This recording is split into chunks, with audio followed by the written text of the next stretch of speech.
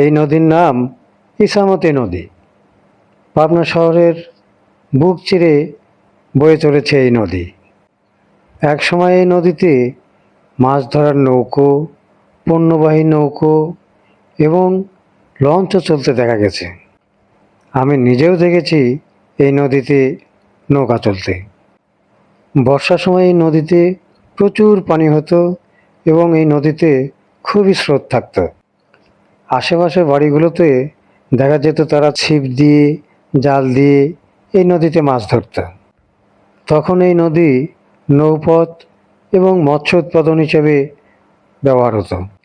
দিনে দিনে এর পাশে বাড়িগুলো নদীর জায়গা দখল করে তাদের বসত বাড়ি নির্মাণ করেছে।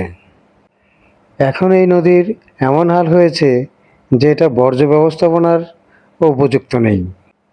আশেপাশে বাড়ির নোংরা আবর্জনা, পলিথিন এবং বিভিন্ন রকমের বর্জ্য ফেলে এই নদীটাকে পুরোটাই ভরে ফেলা হয়েছে। এখন বলা চলে এটা একটা মৃত নদী। এখনকার ছেলেপেলে এটাকে আর নদী বলে না, এটাকে বলে একটা ড্রেন।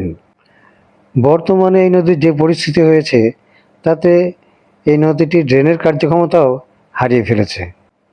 একটু বেশি পরিমাণ বৃষ্টি হলেই এই নদীর পানি উপচে মানুষের বাড়ি ঘর ডুবে যায়। এতেও মানুষের শিক্ষা হয় না। আশেপাশের বাড়িগুলো এখনও তাদের ময়লা আবর্জনা এই নদীতেই ফেলে। বর্তমানে এই নদী নৌপথ, মৎস্য উৎপাদন উভয় সক্ষমতাই হারিয়ে ফেলেছে।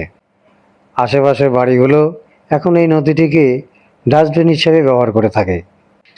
অথচ একসময় এই নদীতে পাল তোলা নৌকা চলত, ভাটিয়ালি গান শোনা যেত, জেলেরা মাছ ধরত। এখন এই নদী বিষাক্ত, দূষিত নদীতে পরিণত হয়েছে।